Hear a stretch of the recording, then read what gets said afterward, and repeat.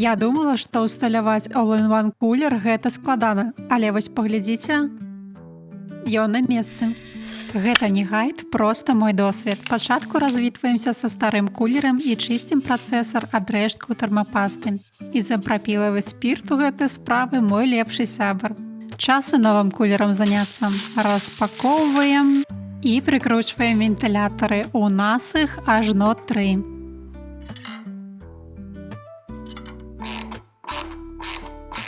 Ставім мацавальны брэкет на матплату, фіксуем яго спераду.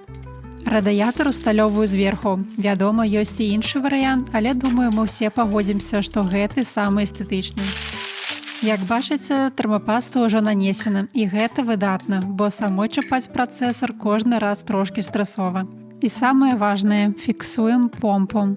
Асцярожна, не пераціскаем. Ну а правады, яны падключаюцца магічным чынам пасля прагляду некалькі відосаў. Мне яшчэ захацелася змяніць дэкаратыўную панель спераду.